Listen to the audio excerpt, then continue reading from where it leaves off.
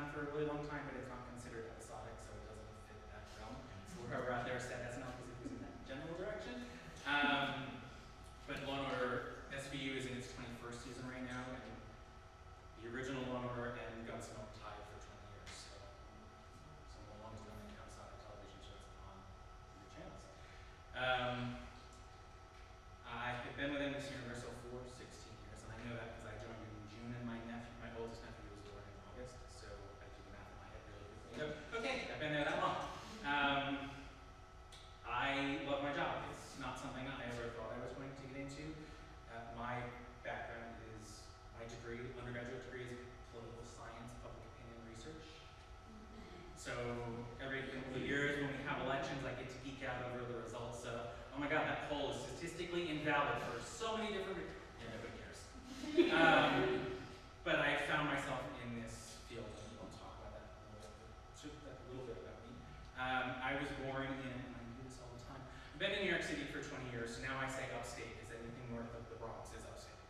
But I was technically born in mid-state New York, around the Albany area, in a tiny little town called Waterford. Small enough that K through 12 was all in one school, all in one building. We shared an auditorium and we shared a cafeteria. I graduated high school with 53 other people, so really tiny. I went to school at Marist College in Poughkeepsie, New York, at Marist Holt, all that eating and stuff. And then I held a number of jobs. I worked for the CIA. We like to say that because I worked for the Culinary Institute of America, and they were the CIA before the actual CIA was the CIA. If you look at the record books. Worked in higher ed for about 10 years, and then I transitioned over to Universal Music Group in HR training and organizational development. I did things like sexual harassment training and time management, and hey, welcome to Universal Music Group. It's great to be here, and this is what you're gonna get out of it. About 2 years into that role, NBC, which at the time was owned by General Electric, bought Universal Pictures. And my first boss at NBC Universal was perplexed, to say it nicely, because they had 2 shows in New York at that point in time. They had Saturday Night Live and Late Night with Conan O'Brien. They're kind of studio shows, they're small, you can manage them from the West Coast, there's a lot of worries for safety, but they all of a sudden inherited for water productions, a whole bunch of other episodic stuff in New York that you can't really manage from the West Coast. And he had no idea where to look, how to find somebody with the right credentials, and I was very fortunate because my best friends in the world lived on the West Coast in LA and said, oh, my friend works in HR, let me help you. That conversation that was supposed to be about helping guide Eric to the right locations to get advertised for people, headhunters who can use, turned into, well, that sounds like a really cool job. Oh, you should talk to my VP next week. Okay. Talk to the VP, and you should talk to Eric next week when he's in town on the Law & Order set. I'll talk to Eric on the Law & Order set. You should talk to my senior VP for EHS next week when she's in town. Okay, talk. 4 weeks after I was supposed to just be giving them advice on where they could hire someone, they offered me a job. And being a good HR person, I was like, well, I can do anything for a year. And here I am 16 years later.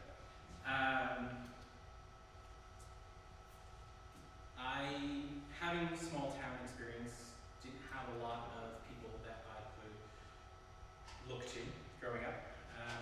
And really fortunate in the fact that we grew up in a very diverse family. My sister is Korean. I have 2 cousins who are African American. We didn't know any different. That's just, we played together as cousins, that's who we were. None of it mattered until somebody pointed out that it mattered, and then all of a sudden it was, well, that sucks, why can you tell me this? But I was really fortunate that I grew up in that environment, and I think my sister is 9 years younger than I am, but having been with her through some not so great experiences because the small town world is very homogenous. She gave me the courage to actually come out when I was coming out because I watched how she held herself and the dignity that she used growing up and used that as my strength.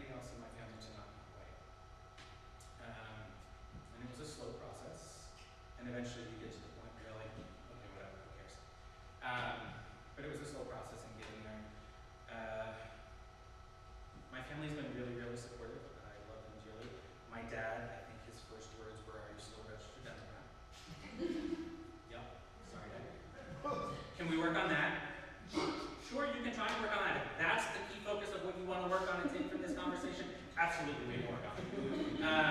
He had in a number of years changed that, but if that's what his focus was, more power to him.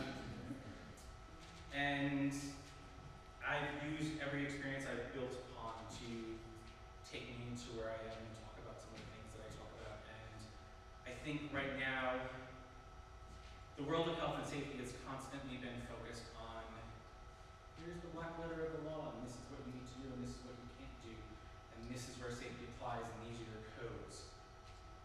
And they look at it from a physical standpoint, but there's so much more to safety than just the physical. There's a lot of emotional in there, and if you're not taking care of your workforce from a physical need, then you need to work on that. But if you're not taking care of your workforce from an emotional need, you're putting yourself in a position to risk health and safety anyway. So all of these great things that you're doing on the physical side of things might not have any impact if you're working your employees too hard, or you're not giving them the rest that they need, or you're not giving them the sustenance that they need to have a life when they come in and are too tired and make a mistake and cause injury. So health and safety for me right now, the integral part of it is there's a focus on both. It needs to be the physical and the emotional side of the spectrum. And been really fortunate the last several years through United States Institute for Theater Technology, which is USITT, which is where I am, that our focus has shifted from compliance to compassion. And we kind of need both to do health and safety. Talk about some fun stuff that I've done, because everybody likes to hear that. I have come and gone by bubble on the Wicked stage. I have set someone on fire from head to toe and kind of pushed them off of a 6-story burning building. I've blown up a Jaguar in the hospital parking lot in New York City. I've told Wonder Woman that I wanted to be her when I was a kid. Not the new Wonder Woman, the original Wonder Woman, Linda Carter, the Wonder Woman. I think I've been on the job at NBC Universal for about a year and a half. I've been trying really, really hard for all of the crew members to see me in my role, and I was really tired because I'd just come home from North Carolina working on one of our other shows, had to go check in on the stunted lumber, and did everything I needed to do. It was a really sunny day, it was hot out, we were outside, we were doing a scaffolding stunt. And I stood outside after I had all of my conversations and looked to my left, and there was a very tall woman in a full-length fur coat. I don't think it's real. Full-length fur coat, and I just kind of was like, oh my God, you're Wonder Woman, I wanted to be you when I was a kid. And there was the entire crew of Law & Order there. And I was like, okay, well that's really embarrassing. But then to make it worse, Linda Carter was just like, it's okay, honey, all the gay boys do. So the next 3 years on Law & Order, I was referred to as Wonder Woman. But I will own that and I will work with that, because I got to tell Linda Carter I wanted to be Wonder Woman when I was a kid. Probably one of the highlights of the experiences that I've had so far. Not many people get to do that, so I'm going to own that. I wanted the bracelets. I mean, if I'm being honest, the invisible jacket was great, but I wanted those bracelets. Defend anything with those bracelets. Safety unicorns. So I want to mention safety unicorns. There are 4 of us in the USITT world whose sole responsibility is health and safety in the entertainment world as a full-time job. We don't do anything else. So we started to refer to ourselves as the safety unicorns, and that kind of took off. So now anybody that comes to one of our sessions at conference is an honorary safety unicorn. So since I'm talking about it here today, more power to you, we're now all honorary safety unicorns. It was just a way for us to kind of own the fact that this is who we are and what we do, and there are not that many unicorns in the world, so yes, we're going to embrace this. So now we're a lot of safety unicorns and a lot of honorary ones. But it is my sole focus is safety, health and safety on any of the Broadway productions. Live theatrical productions we have all over the world. I fly monkeys 8 shows a week. I personally would fly monkeys 8 shows a week all over the world. I have 2 witches that fly 8 shows a week. When Billy Elliot is up, we fly an 11-year-old child 8 shows a week, which is all stuff you really probably shouldn't do if you look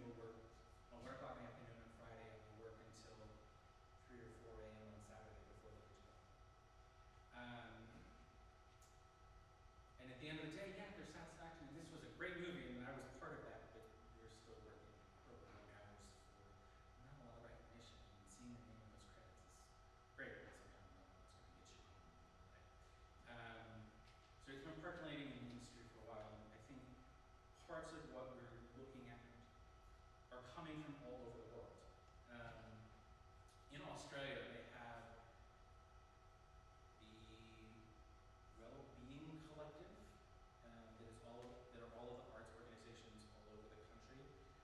Australia is really unique in that there's no central OSHA or health and safety executive like there's in the UK. Each state in Australia has their own. But they have all come together with all of their individual health and safety programs to create the Well-Being Collective, which their only focus is on the well-being of employees. And across the spectrum of industries, how can we make that a more focal point? What can we do? And they are looking at things that sometimes seem outside the box. London has the campaign against living miserably, to just prevent people from feeling like all they do is go to work and go home and have a takeaway, as they say, and sit in front of their TV. But the campaign against living miserably, whereas a hotline might only be available 9 to 5, the campaign against living miserably doesn't go live until 5 p.m. in the evening and doesn't end until 2 a.m. in the morning. Because if you're miserable, feeling like you're living like that at home, that's when you want to talk to someone. So it was a big collective, oh, they don't want to talk about that at work, they're not experiencing that at work right now. These are the times that they're experiencing that. How do we shift the paradigm to incorporate that? One of the things that we're looking at in the US for the entertainment world specifically is how to push this program out that would give people resources. If you work on a Broadway show, you go into work potentially at 5 p.m. in the evening, you're not done until midnight, 1 a.m. in the morning by the time you get home. If you're feeling anxiety or if you're feeling like you need to talk to a counselor, there's not a lot of people that are available now. But do we have a resource that we can put people together with to say, okay, I can call someone and they can say, well, my next available appointment is 8 a.m. tomorrow morning. That, when you get home at 1 a.m., that's a hard decision to have to make. So is there a way to shift the paradigm and say, oh, well, we have counselors that are available via Skype on the West Coast that are still up at 1 a.m. New York time that you can talk to. Or if you want to talk before you go to work at 5 p.m. in California, we have counselors in New York that are still wrapping up their day and available to talk now. How can we shift that paradigm to get to the people that want to have it and need to have it at the moment that they need to? And there's so many things that are being talked about right now, just overall. Like there's the Talk app. I don't know if anybody has seen that. I think Michael Phelps is the big spokesperson for it. It's an app that you can use to talk to therapists. And you talk on your schedule at your time. And there's someone there to answer you when you need it. So it's just a matter of shifting the paradigm sometimes. We're no longer a traditional society of go to work at 9 and do 5, and somewhere in that day I can take an hour to go talk about these things that are important to me with someone. And we have to think outside the box to get to where we need to be to make that work. Not everybody has companies that are willing to support that, so it's finding the resources for people. And the great thing about the technological age that we're in is there seems to be always new resources that are cropping up for people. Twitter was not ever intended to be what it was, and we've seen what it's become. In the early days of Twitter, it helped people connect to people that they wouldn't have talked to otherwise. Because there's no, oh, you're in America, you can tweet at any point in time, so if you're seeing this and liking it and talking to someone, it doesn't matter where they are in the world or where you are. And it keeps people connected. The whole shift in technology is helping to do all of that. Sometimes it just means not being a traditional mindset. That makes sense.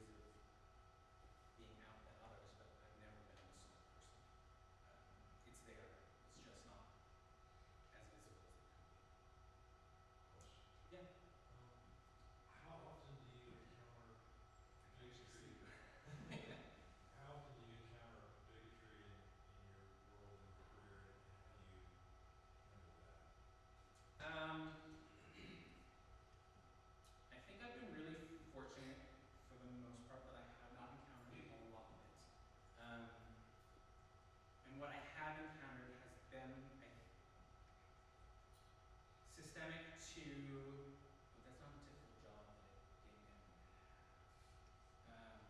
More so than the you're a gay.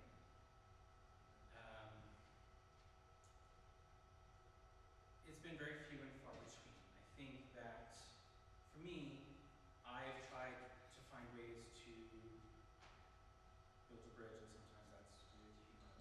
And a lot of, when I first started on the job, was being taken seriously for, I need to actually sometimes be the safety police. I know you know what you're doing, but you're not doing what you're supposed to right now. So how do I start to have this conversation and bridge this gap without coming off as, you can't do this. So I use sarcasm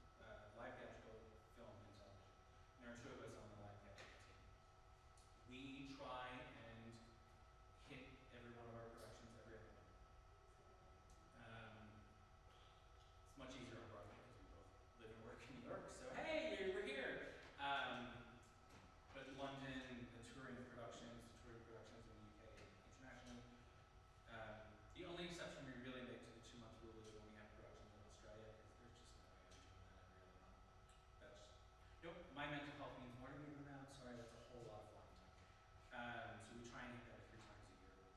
But we do try and see every production available, which is a nice balance for the two of us right now. It's a lot of FaceTime, it's a lot of relationships. Most venues we play on tour in the US and in the UK are shortest will be 3 weeks, maybe 2.5, depending on the venue. So we're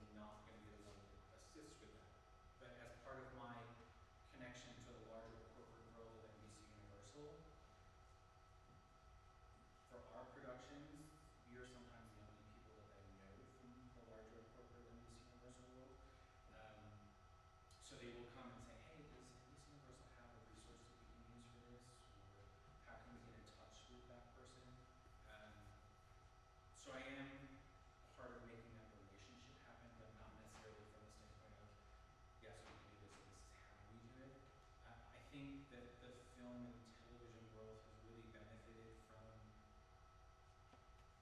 and they don't always do it right, but I think they've really benefited from some past mistakes that have been made where representation mattered and they didn't get it right.